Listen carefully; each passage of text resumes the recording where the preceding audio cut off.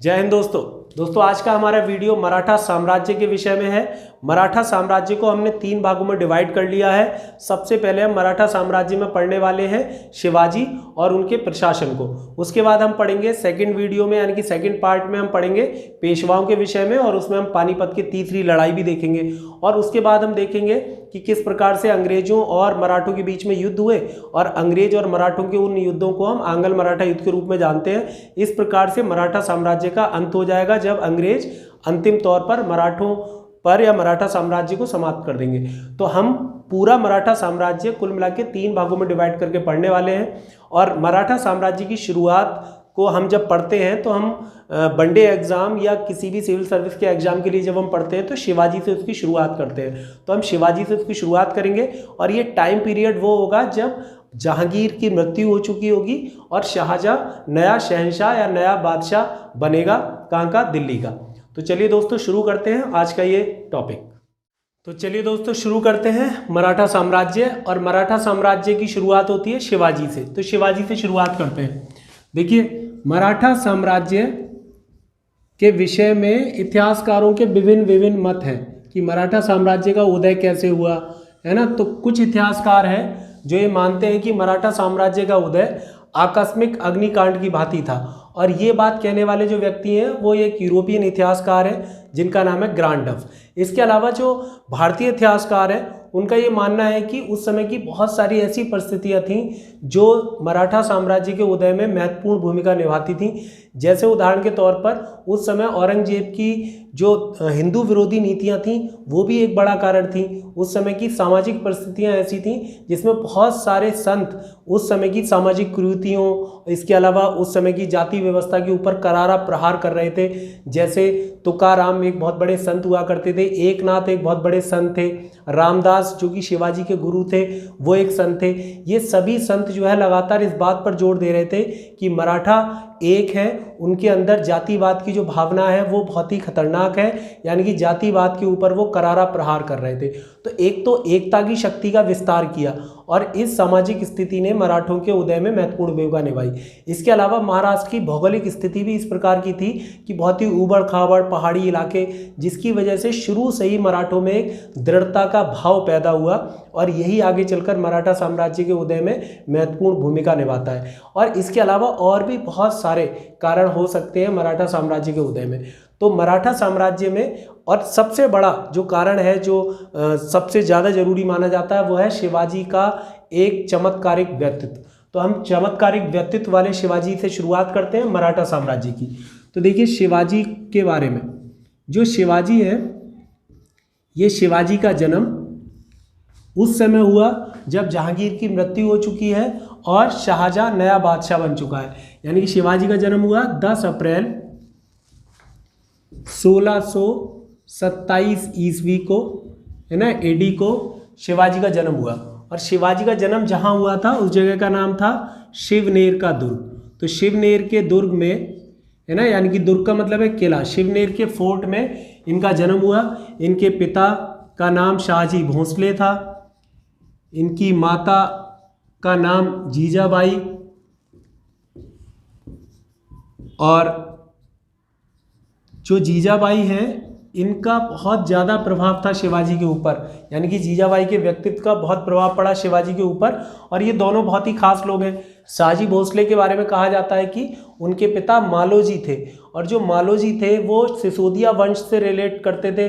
कहाँ से? राजस्थान से। और इसी तरीके से जो उनकी माता हैं वो देवगिरी के यादवों के वंशज थे, एक जिनका नाम था लाखूजी जादव राव, तो उनकी पुत्री थी जीजाबाई, है ना। तो इस प्रकार से देवगिरी के यादव वंश और साथ ही साथ सिसोदिया वंश से बिलोंग करते हैं कौन? शिवाजी के पूर्वज। तो इस तरीके से आप शिवाजी के गुरु थे जिनका बहुत अधिक प्रभाव पड़ा शिवाजी के जीवन पर, और उनका नाम है गुरु समर्थ रामदास। तो समर्थ रामदास जो है इनके गुरु बनाए गए।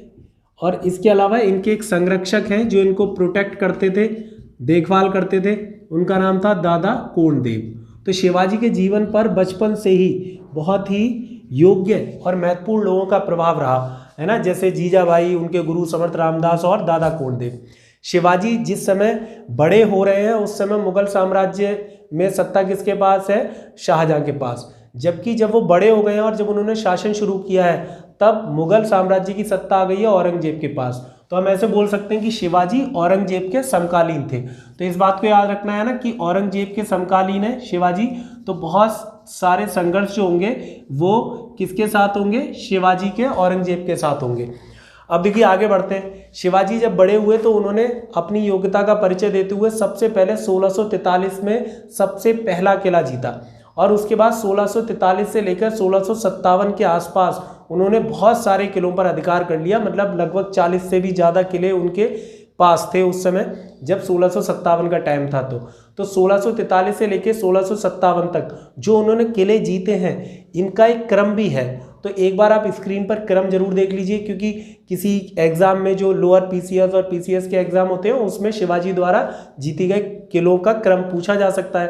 तो इसलिए एक बार देख लीजिए स्क्रीन पर आप कि शिवाजी ने 1643 में सबसे पहला किला जीता जिसका नाम था सिंहगढ़ का किला, उसके बाद राजगढ़ का किला, फिर कोंडाना का किला, फिर पुरंदर का किला, फिर जावली और फिर जुन्नार और फिर कोंकण। तो 1657 में उन्होंने कोंकण पे अधिकार किया था और 1643 में उन्होंने सिंहगढ़ पर अधिकार किया था। ये जो कोंकण क्षेत्र है जिस पर 1657 में शिवाजी ने अधिकार किया था, ये कोंकण क्षेत्र में एक स्थान पड़ता है जंजीरा, और जंजीरा में सीदियों का राज्य हुआ करता था। हालांकि शुरुआत में शिवाजी ने इस पर पूरा अधिकार कर लिया था, लेकिन फिर भी अंततः सीदी जो थे उनसे कभी भी उनके ऊपर पूरी तरह आधिपत्य स्थापित नहीं कर पाए शिवाजी। तो फिर भी उनका एक साम्राज्य अब स्थापित हो गया है और बड़े पैमाने पर उनका विस्तार है और बहुत सारे किले उनके अंडर में आते हैं। अब देखिए जब शिवाजी ने शासन शुरू किया है तो उस शासन के दौरान उनके जीवन में 3-4 महत्वपूर्ण घटनाएं हुई और इन्हीं घटनाओं को हम क्रमवार देखेंगे। सबसे पहले 1659 की एक घटना है। 1659 की एक घटना कहलाती है शिवाजी का अफजल खां से संघर्ष। तो 1659 में शिवाजी का अफजल खां से संघर्ष हुआ। अफजल खां से संघर्ष हुआ शिवाजी का। ठीक है, अब देखिए यहाँ पे बड़ी इंटरेस्टिंग कहानी है, आपको सुनने में बहुत मजा आएगा कि हुआ यह है कि अफजल खां ने अपने एक दूत है ना जिसका नाम था कृष्णाजी भास्कर, वो यहाँ पे देखो एक परिस्थिति हम पीछे से थोड़ा सा और कहानी को हम थोड़ा सा पीछे से सुनाते हैं कि हुआ ये है कि ये वो टाइम है जब औरंगजेब उत्तर भारत चला गया है और यहाँ पर अब दक्कन में बीजापुर का जो शासक है उसे अब औरंगजेब का डर खत्म हो गया है। अब उसके सामने असली डर किसका है, शिवाजी का। तो उसने शिवाजी को नियंत्रित करने के लिए अपने एक बहुत ही मजबूत और बहुत ही प्रख्यात कुख्यात सरदार अफजल खां से कहा कि शिवाजी को किसी तरीके से नियंत्रित किया जाए। तो फिर अफजल खां ने शिवाजी से धूर्तता के आधार पर किसी तरीके से बंधक बनाने या मारने का एक प्लान बनाया। तो अफजल खां ने अपने एक दूत को जिनका नाम था कृष्णाजी भास्कर, है ना, हिंदू व्यक्ति हैं, कृष्णाजी भास्कर से कहा कि वो शिवाजी के पास जाएं और ये कहें कि अफजल खां उससे मिलना चाहता है। तो शिवाजी के पास कृष्णाजी भास्कर गए। तो कृष्णाजी भास्कर जब शिवाजी के पास पहुंचे तो शिवाजी तैयार हो गए कि ठीक है मैं मिल लूँगा उनसे अगर मिलना चाहते हैं अफजल खां तो। लेकिन जब शिवाजी जाने को तैयार हुए तो शिवाजी के बारे में कहा जाता है कि उनके 20-22 बॉडीगार्ड हुआ करते थे, जिनमें से आधे बॉडीगार्ड मुस्लिम थे और एक बॉडीगार्ड था जिसका नाम था, अंगरक्षक कहेंगे हम, अंगरक्षक था जिसका नाम था रुस्तमे जमान। तो रुस्तमे जमान को पता लगा कि शिवाजी जा रहे हैं और जो अंगरक्षक होते हैं वो चाहे कुछ भी हो जाए वो प्रोटोकॉल के तहत इस बात का ध्यान रखते हैं कि राजा को या किसी भी है ना ऊंचे पद को जिसका वो रक्षण कर रहे हैं वो कहीं जा ना पाए इतनी आसानी से, मतलब उसकी जान को कोई खतरा ना हो। तो उन्होंने शिवाजी से कहा कि आप कहाँ जा रहे हैं, तो शिवाजी ने बताया। तो रुस्तमे जमान ने कहा कि अच्छा पहले बात सुनो, तुम्हें पता है कि अफजल खां क्या है? अफजल खां 6.5 फीट का एक लंबा चौड़ा पठान है। अगर उसने तुम्हें हाथ से पकड़ लिया ना तुम्हारी गर्दन तो फिर बचना बहुत मुश्किल है। तो शिवाजी को अफजल खां के बारे में और बातें बताई कि अफजल खां बहुत धूर्त व्यक्ति है, चालाक है ना, किसी भी प्रकार का धोखा दे सकता है। तो शिवाजी ने सोच लिया कि धूर्तता का जो बदला है हम धूर्तता से लेंगे। तो उन्होंने एक तरीका निकाला, रुस्तमे जमान के कहने पर उन्होंने अपना एक अंगरक्षक जिसका नाम था जीव महल उसे साथ लिया और वो अपने हाथों में उंगलियों में एक हथियार होता है जिसे कहते हैं बगनक। तो बगनक को देखो यहाँ पे याद रखेंगे कि बगनक को पहनकर शिवाजी गए कहाँ पर, अफजल खां से मिलने के लिए। और बिल्कुल जैसे रुस्तम जमान ने कहा था बिल्कुल वैसे ही हुआ कि शिवाजी से जब अफजल खां ने शिवाजी को देखा तो अफजल खां शिवाजी के ऊपर एकदम झपट पड़ा शिवा शिवा कहते हुए और उनके गले को पकड़ लिया। और शिवाजी ने क्या किया, उस अपने जो बगनक थे, बगनक होते हैं जो उंगलियों में पहने जाते हैं और अंगूठी के नीचे होते हैं, वह अंगूठी के नीचे उन्हें छुपाया जा सकता है। बगनक का देखो मतलब होता है, बग का मतलब होता है बाघ और नक का मतलब होता है नाखून, यानी कि बाघ के नाखून की तरह एक वेपन है, एक हथियार है, जिसके द्वारा शिवाजी ने उसके पेट में उन्हें घुसेड़ दिया बगनक को और उसकी हत्या कर दी और अपनी कटार से अंततः उसका अंत कर दिया, पूरी तरह अंत कर दिया। और जो मराठा सैनिक जो छुपे हुए थे उन्होंने तुरंत अफजल खां की फौज पर आक्रमण कर दिया और इस हमले में अफजल खां मारा गया और बड़े पैमाने पर बीजापुर की फौज को नुकसान हुआ। इस घटना से शिवाजी के यश में बहुत वृद्धि हुई, वो बहुत फेमस हुए और ये खबर पहुंची कहाँ तक, औरंगजेब तक, यानी कि दिल्ली तक ये बात पहुंची कि वही एक शिवाजी नाम के एक व्यक्ति हैं, मराठा हैं, जो कि वो इतने वीर हैं कि उन्होंने अफजल खां जैसा सरदार मार डाला। तो अब अगली घटना अब औरंगजेब से रिलेटेड है। अब देखो औरंगजेब भी ये करेगा कि औरंगजेब शिवाजी को नियंत्रित करने के लिए अपने मामा जिनका नाम है शाइस्ता खां उन्हें तैयार करेगा। तो हम अगली घटना पे आते हैं और अगली घटना है 1663 की। तो 1663 में 1663 में 1663 में शाइस्ता खां से संघर्ष, शाइस्ता खां से संघर्ष। देखो इसकी क्या कहानी है। शाइस्ता खां जो कि औरंगजेब का मामा है, शुरुआत में शाइस्ता खां ने शिवाजी के कई सारे किलों पर अधिकार किया और शुरुआती दौर में शाइस्ता खां को बहुत सारी सफलता भी मिली। लेकिन क्या हुआ कि एक बार शाइस्ता खां ने सोचा कि पूना में जो है विश्राम किया जाए कुछ दिन। तो शिवाजी को जब ये पता लगा तो उन्होंने पूना के महल पे अचानक रात में हमला कर दिया, है ना। और शाइस्ता खां जैसे तैसे बेचारा जान बचा के भागा। इस हमले में शाइस्ता खां का बेटा था फतेह खां, वो मारा गया और शाइस्ता खां का अंगूठा कट गया। और जब शाइस्ता खां औरंगजेब के पास पहुंचा तो उसने औरंगजेब को बताया कि शिवाजी ने उसके साथ क्या किया। तब औरंगजेब को लगा कि वाकई में अब मामला बहुत गंभीर है। जब शाइस्ता खां जैसा व्यक्ति भी डर के मारे भाग आया शिवाजी से, तो उन्होंने एक और व्यक्ति को तैयार किया जो शिवाजी को नियंत्रित कर सकता था। और ये व्यक्ति था अब जिसका नाम था जय सिंह। तो ये राजपूत राजा था, कछवार राजपूत था जिसका नाम था जय सिंह, उसे तैयार किया गया। तो अब देखिए दो घटनाएं हो गई और दोनों घटनाओं में शिवाजी क्या रही है, विजय रही है, यानी कि शिवाजी के यश में बहुत वृद्धि हुई है इन दो घटनाओं की वजह से। तो अब ये एक तरीके से शिवाजी का जो कैरियर है ना वो एकदम उठान पे है। और 1659 के बाद 1663 और अगली घटना है 1665 की। अब तो 1664 में तैयार कर दिया गया जय सिंह को कि वो शिवाजी पर नियंत्रण करे। तो जय सिंह पहुंचा अपनी फौज लेकर, है ना, कहाँ, महाराष्ट्र। और वहां पहुंचकर उसने जब शिवाजी के साथ एक युद्ध किया तो अंततः शिवाजी को लगा कि उनकी हार हो सकती है। तो शिवाजी और जय सिंह के बीच में एक संधि हुई। तो आपको ये संधि याद रखनी है कि ये संधि क्या थी, है ना। इस संधि के बारे में कहा जाता है कि इस संधि में शिवाजी को बहुत नुकसान हुआ, लेकिन इस संधि को करना शिवाजी की मजबूरी है और इसे कहते हैं पुरंदर की संधि। तो 1665 में पुरंदर की संधि हुई। 1665 में जो पुरंदर की संधि है ना। अब देखिए यहाँ पे लिख देते हैं हम, जगह थोड़ी सी कम दिख रही होगी आपको, लेकिन देखो यहाँ पे दिख ही जाएगा आपको जहाँ तक है। देखो 1665 में पुरंदर की संधि हुई। ये एक और घटना है शिवाजी के जीवन की, पुरंदर की संधि। पुरंदर की संधि में क्या क्या हुआ ये मैं आपको बोल के बता रहा हूँ। तो 1665 में पुरंदर की संधि में शिवाजी को अपने 35 किलों में से 23 किले देने पड़े अंग्रेजों को। किले मतलब फोर्ट। तो 35 फोर्ट थे, 35 फोर्ट थे, जिनमें से 23 फोर्ट देने पड़े किसे, मुगलों को। और अब शिवाजी को एक तो ये नुकसान हुआ, इसके अलावा शिवाजी ने ये माना कि वो जब भी मुगल किसी के साथ युद्ध करेंगे तो शिवाजी अपनी सेना के साथ उनकी सहायता करेंगे। और तीसरा ये कि शिवाजी का जो बेटा था संभाजी, उसे मुगल दरबार में 5000 का मनसब दिया जाएगा। तो इस तरीके से शिवाजी को इस संधि के द्वारा एक नुकसान उठाना पड़ा है। और साथ ही साथ ये भी तय हुआ कि शिवाजी जो है औरंगजेब के दरबार में हाजिरी देंगे।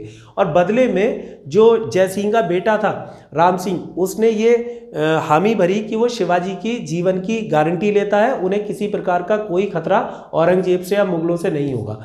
और शिवाजी ये बात मानकर पहुंचे औरंगजेब के दरबार में। अब कहानी आगे बढ़ती है। जब शिवाजी औरंगजेब के दरबार में पहुंचे तो औरंगजेब ने शिवाजी को 5000 के मनसबदारों की श्रेणी में खड़ा कर दिया। और जब वो 5000 के मनसबदारों की श्रेणी में खड़े हैं तो जाहिर सी बात है कि ये बहुत ही बेइज्जती वाली बात थी, क्योंकि मुगल दरबार में जो मनसबदार होते थे उन्हें क्रम से खड़ा किया जाता था। 10,000 के मनसबदार सबसे आगे होते थे, फिर 7,000 के मनसबदार, फिर 5,000 के मनसबदार, और शिवाजी को कहाँ पे तीसरी पंक्ति में खड़ा किया जा रहा है 5,000 के मनसबदारों की। जबकि शिवाजी अपने आप को महाराष्ट्र का महाराज या राजा मानते थे, सरदेशमुख मानते थे, और ये बात उनके लिए बड़ी बेइज्जती की बात थी। तो शिवाजी ने वहीं पर विद्रोह कर दिया। शिवाजी को गिरफ्तार कर लिया गया और गिरफ्तार करके उन्हें आगरा के जयपुर महल में रखा गया। जब वो जयपुर महल में थे शिवाजी, तो उसी टाइम पे शिवाजी की तबीयत खराब हुई। शिवाजी का एक हमशक्ल था और उस हमशक्ल को अपनी जगह पर लेटाल कर शिवाजी फलों की टोकरी में बैठकर किसी तरीके से जयपुर महल से भाग निकले। यानी कि शिवाजी बंधक बनाए गए और कुछ ही टाइम बाद शिवाजी रिहा भी हो गए। यानी कि रिहा होने का मतलब वो किसी तरीके से जयपुर महल से भाग निकले और महाराष्ट्र पहुंच गए। शिवाजी के उस हमशक्ल का नाम था हीरोजी फर्जंद। तो हीरोजी फर्जंद को अपनी जगह लेटाल दिया, बिल्कुल शिवाजी की तरह दिखता था वो, इसलिए पहचान नहीं पाए लोग। बाद में पता लगा कि ये शिवाजी है ही नहीं। उसके बाद शिवाजी जब आ गए तो फिर महाराष्ट्र आ गए, और महाराष्ट्र में आकर उन्होंने फिर अपनी पूरी लाइफ मुगलों के साथ युद्ध किए, मुगलों के खिलाफ लड़ाइयाँ लड़ी। इसमें देखो अब हमारी जो कहानी है, इसमें जो हम घटनाएं देख रहे हैं, आप देख रहे हो कि 1659 की घटना, कुछ किले आपको याद रखने हैं, पहले शुरुआती जीवन, फिर किले, फिर ये घटनाएं, और उसके बाद फिर एक महत्वपूर्ण घटना होती है, वो है शिवाजी का राज्याभिषेक, और वो है 1674 का। उससे पहले 1670 में शिवाजी ने सूरत की लूट भी की थी, जिसमें उन्हें बहुत बड़ी धनराशि मिली थी, और यहाँ तक कि सूरत की लूट में शिवाजी को एक सोने की पालकी भी मिली थी, जिसे किसी ने औरंगजेब को गिफ्ट देने के लिए बनवाया था। ये बात 1670 की सूरत की लूट की है। उसके बाद फिर अगली घटना थी 1674 की, जो शिवाजी के राज्याभिषेक के रूप में जानी जाती है, और वो एक महत्वपूर्ण घटना है। तो अब हम उसकी ही बात करते हैं। तो 1674 में 1674 में 1674 में क्या हुआ, उनका राज्याभिषेक हुआ। ये राज्याभिषेक जो था बहुत ही धूमधाम से मनाया गया, है ना, यानी कि राज्याभिषेक बहुत ही धूमधाम से हुआ शिवाजी का। शिवाजी ने अपने राज्याभिषेक के अवसर पर, जैसे जदुनाथ सरकार लिखते हैं अपनी किताब में कि शिवाजी ने इस राज्याभिषेक के अवसर पर काशी के या बनारस के बहुत सारे विद्वान ब्राह्मणों को आमंत्रित किया, जिनमें से एक विद्वान ब्राह्मण थे जिनका नाम था विश्वेश्वर भट्ट, है ना। तो विश्वेश्वर भट्ट या इन्हें गाग भट्ट भी कहते हैं, और इन्होंने उस समय एक किताब भी लिखी थी, इनकी एक बुक भी है, और उस बुक का नाम है कायस्थ धर्म प्रतीप, है ना, स्क्रीन पे आ रही होगी। तो कायस्थ धर्म प्रतीप नामक एक किताब लिखी किसने, विश्वेश्वर भट्ट ने, और इन्हीं के द्वारा शिवाजी का राज्याभिषेक संपन्न कराया गया। तो जदुनाथ सरकार कहते हैं कि विश्वेश्वर भट्ट और ऐसे 10,000 ब्राह्मण परिवारों को, है ना, 50,000 लोगों के साथ बुलाया गया। मतलब 10,000 ब्राह्मण परिवार थे जो 50,000 की संख्या में लगभग कहाँ पहुँचे, महाराष्ट्र पहुँचे, और लगभग 4 महीने तक इनकी मेहमान नवाजी हुई। तो पहले होता भी ये था कि पहले बारातें वगैरह आती थी, तो इसी तरीके से कई सप्ताह, एक महीने तक बारातों का आतिथ्य होता था, यानी कि मेहमान नवाजी होती थी। हालांकि कोई बारात नहीं थी, लेकिन फिर भी इन लोगों की मेहमान नवाजी हुई 4 महीने तक। तो एक बहुत बड़ा जलसा था, है ना। कब, जब ये पहला राज्याभिषेक हुआ। अब देखो राज्याभिषेक जब हुआ शिवाजी का, तो उनके राज्याभिषेक के कुछ टाइम बाद ही उनकी माता का देहांत हो गया, जीजाबाई का। तो उनके देहांत की वजह से शिवाजी का राज्याभिषेक एक बार और कराया गया। तो ये राज्याभिषेक जो था ना, ये पहला राज्याभिषेक था, फर्स्ट, है ना, पहली बार जो राज्याभिषेक हुआ वो था ये। और 17 जून को उनकी माता का देहांत हो गया है, और 6 जून को ये राज्याभिषेक हुआ है। तो पहला राज्याभिषेक 6 जून 1774 का है, और 17 जून 1674 को उनकी माता का देहांत हो गया है। इस वजह से फिर दूसरा राज्याभिषेक कराया गया। तो जो दूसरा राज्याभिषेक है, उस दूसरे राज्याभिषेक इसी साल का है, वो सितंबर का। तो सितंबर 1674 में दूसरा राज्याभिषेक कराया गया, और इस राज्याभिषेक को संपन्न कराया एक तांत्रिक ने, जिनका नाम था निश्चल गोसाई। तो निश्चल गोसाई के द्वारा इस राज्याभिषेक को संपन्न कराया गया। तो निश्चल गोसाई नामक एक तांत्रिक के द्वारा ये दूसरा राज्याभिषेक संपन्न हुआ। इस अवसर पर, राज्याभिषेक के अवसर पर शिवाजी का सोराबाई के साथ एक बार फिर विवाह हुआ, उनका तुलादान कराया गया। तो काफ़ी सारी घटनाएं हुई इस राज्याभिषेक के दौरान। और इसी राज्याभिषेक के अवसर पर शिवाजी ने तांबे और सोने के सिक्के भी चलाए। इन सिक्कों पर लिखा होता था छत्रपति शिवाजी, इस तरीके से लिखा होता था। तो शिवाजी ने ये राज्याभिषेक कराया अपना 2 बार, एक बार 1674 जून में और एक बार 1674 सितंबर में।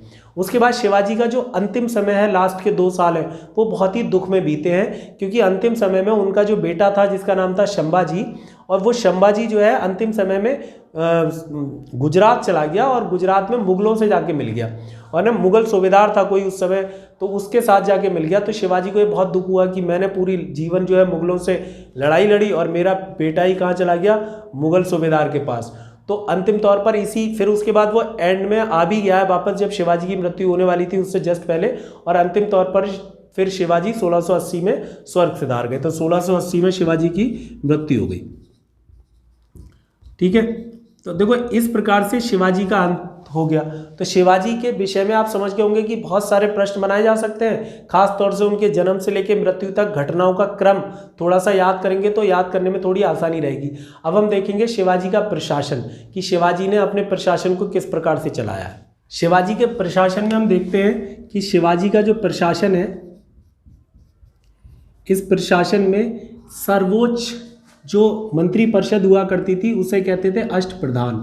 तो अष्टप्रधान बहुत ही महत्वपूर्ण थी। यह अष्टप्रधान आपको अष्टदिग्गज के साथ कंफ्यूज कर सकता है, तो याद रखेंगे अष्टदिग्गज जो थे वो जाने जाते थे कृष्णदेवराय के दरबार के लिए। कृष्णदेवराय के दरबार में अष्टदिग्गज नामक 8 तेलुगु कवि रहा करते थे, जबकि यहाँ पर क्या है, अष्टप्रधान जो कि 8 मंत्री हैं, और इन 8 मंत्रियों में सबके जो पद हैं उनके बारे में भी हम जानेंगे कि आखिर कौन कौन से पद हैं। तो देखो अष्टप्रधान में सबसे पहला पद हुआ करता था पेशवा।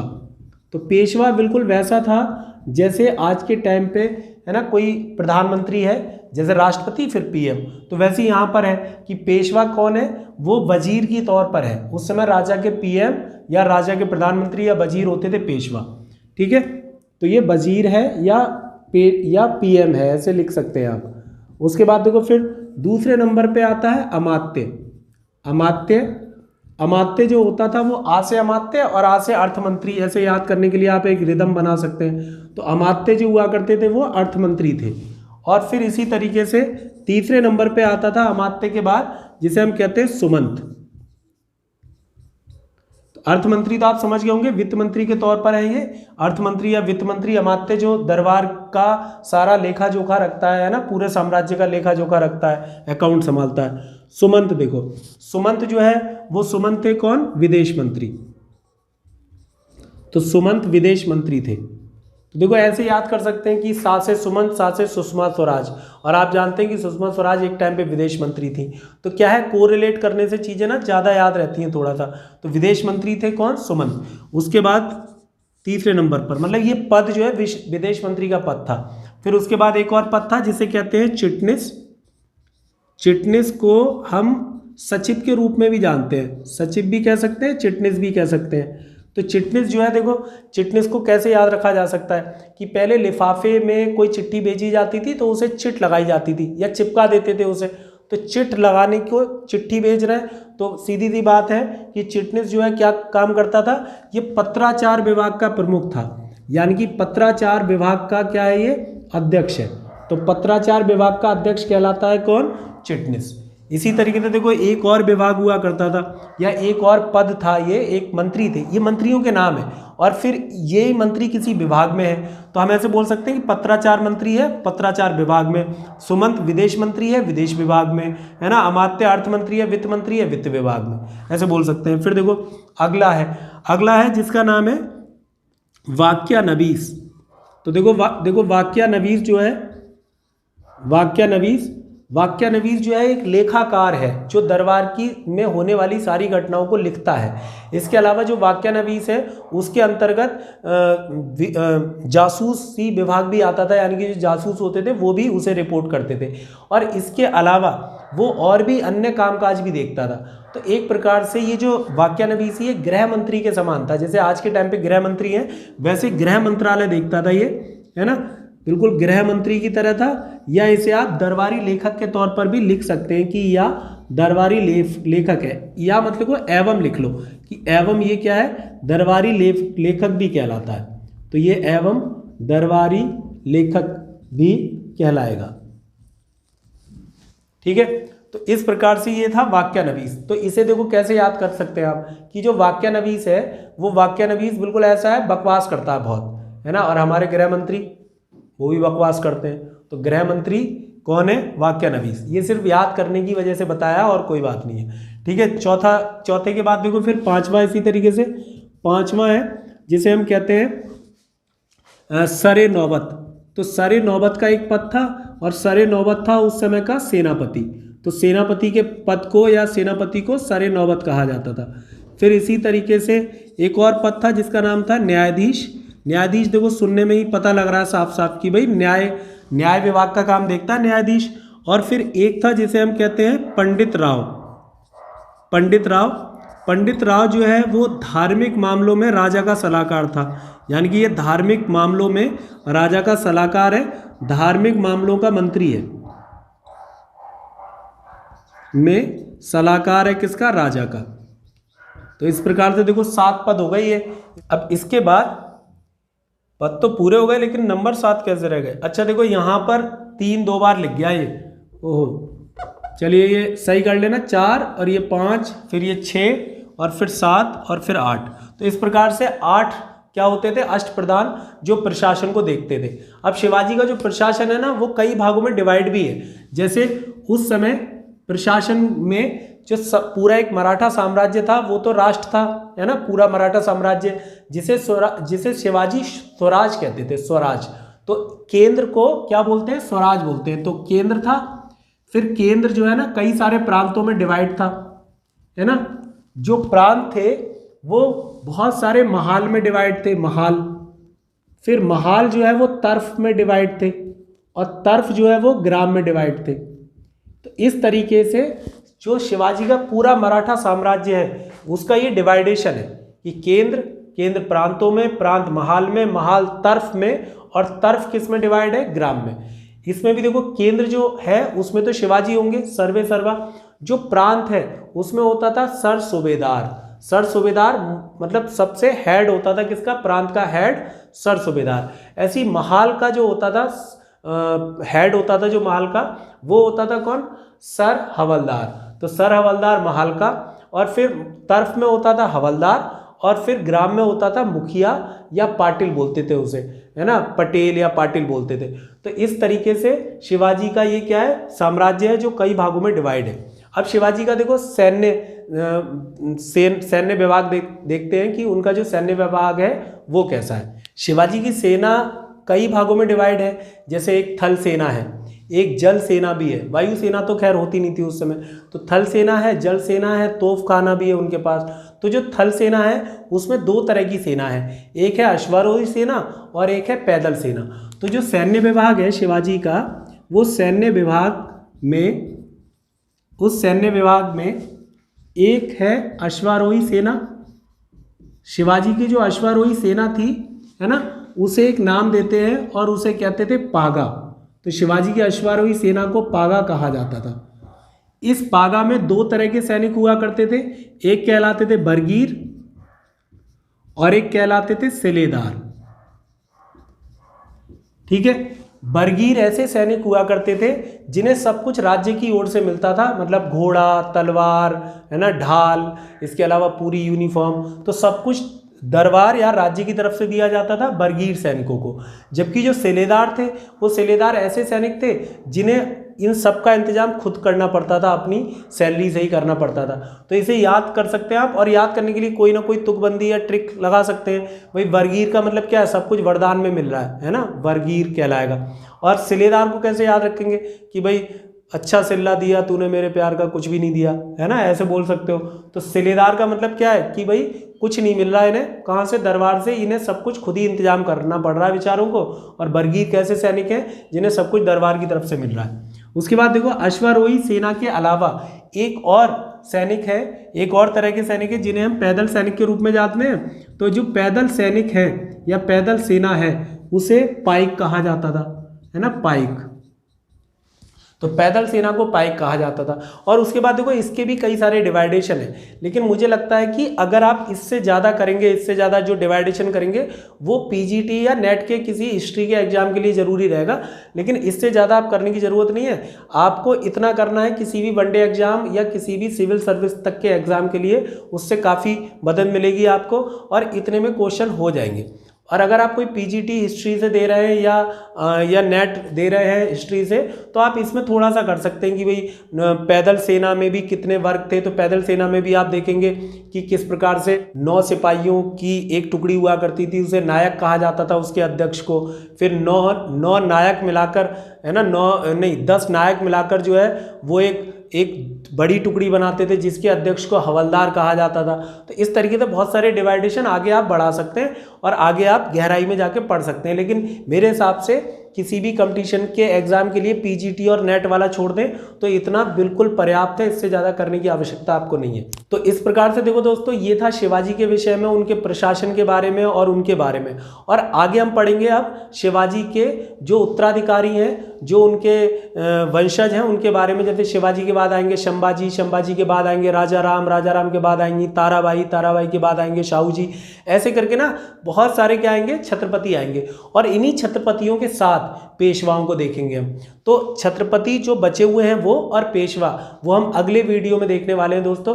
और इससे पहले शिवाजी और उनके साम्राज्य के विषय में, मराठा साम्राज्य के विषय में बहुत सारे विद्वानों के कुछ कथन है, तो वो भी आप सुन सकते हैं। जैसे देखो, एक स्मिथ नामक एक इतिहासकार है जो शिवाजी के साम्राज्य को डाकू राज्य कहता है। हालांकि ये उसकी एक गलत भावना है, क्योंकि वो अंग्रेज है, यूरोपियन है, इसलिए वो ऐसी बात कर रहा है। इसी तरीके से जो औरंगजेब है वो शिवाजी को पहाड़ी चूहा कह के बुलाता था कि एकदम बाहर निकले, लूटपाट की और अंदर चले गए। उसके बाद इसी तरीके से जदुनाथ सरकार है, जदुनाथ सरकार कहते हैं कि शिवाजी को मैं हिंदू जाति में उत्पन्न अंतिम प्रयत्नशील और सबसे ज़्यादा काबिल व्यक्ति मानता हूँ। तो ये जदुनाथ सरकार का कथन है। तो इस तरीके से विभिन्न इतिहासकार, विभिन्न लोगों ने अपने अपने मत दिए हैं। जैसे कि होता ही है कि विभिन्न प्रकार के इतिहासकार विभिन्न प्रकार के मत रखते हैं, सब के अलग अलग मत हैं। लेकिन कुल मिलाकर हम इतना कह सकते हैं कि मराठा साम्राज्य इतिहास में एक महत्वपूर्ण भूमिका निभाता है, और ख़ास तौर से उस दौर में जब मुगल साम्राज्य समाप्ति की ओर था और अंग्रेज भारत में स्थापित होने की कोशिश कर रहे थे, ऐसे दौर में। तो चलिए दोस्तों, आज के लिए इतना ही, और उम्मीद है कि आपको हिस्ट्री पढ़ने में थोड़ा मज़ा आएगा। जो पुराने हमारे वीडियो हैं वो ज़रूर देखें। आई का एक आइकॉन बन के आता है देखो ऊपर, उसमें आपको इससे पहले वाला जो वीडियो आपको देखना चाहिए वो आप देखें, है ना, जो कि मैसूर के बारे में बनाया है। और उस मैसूर से पहले वाला एक वीडियो वो ज़रूर देखें, है ना, वो जो हमने शायद 2nd या 3rd क्लास के रूप में बनाया है, जिसमें प्लासी और बक्सर के युद्ध दिए हुए हैं। तो आधुनिक इतिहास के वीडियो हम बना रहे हैं ज़्यादातर। अगर आपका रेस्पॉन्स बढ़िया रहता है तो हम इतिहास के पूरे वीडियो आपको यूट्यूब पे दे देंगे, जिससे कि आपको इतिहास बहुत बढ़िया तरीके से तैयार हो जाएगा। हमारी कोशिश ये है कि जो लेखपाल का एग्ज़ाम होगा आपका, है ना, 3-4 महीने बाद, और उसी टाइम पे फिर सुपर टेट का जो एग्ज़ाम होगा उसमें इतिहास का कोई क्वेश्चन ना छूटे। और मैं पक्का गारंटी दे रहा हूँ कि आपको कोई बुक या कोई और कोचिंग की ज़रूरत नहीं पड़ेगी। इतने वीडियो अगर आपने अच्छे से देख लिए और अच्छे से आपने इन्हें नोट कर लिया कॉपी में, लेकिन नोट करना बहुत ज़रूरी है, स्क्रीनशॉट लेना ज़रूरी है। सिर्फ वीडियो देखने से काम चलता नहीं है ना। उससे आप 4 तरह के वीडियो देखोगे और फिर और ज़्यादा कन्फ्यूजन बढ़ती है और फिर वो याद कुछ भी नहीं रहता। इसलिए कुछ भी एक चीज़ देखो और उसे कॉपी में नोट कर लो। ये कर सकते हो कि बुक पढ़ सकते हो थोड़ा सा अपनी और अच्छी याददाश्त करने के लिए, सिर्फ इतना। तो चलिए दोस्तों, इतना ही बहुत है आज के लिए। इस वीडियो को शुरू से लेकर एंड तक देखा आपने, उसके लिए आपका बहुत बहुत धन्यवाद। जय हिंद।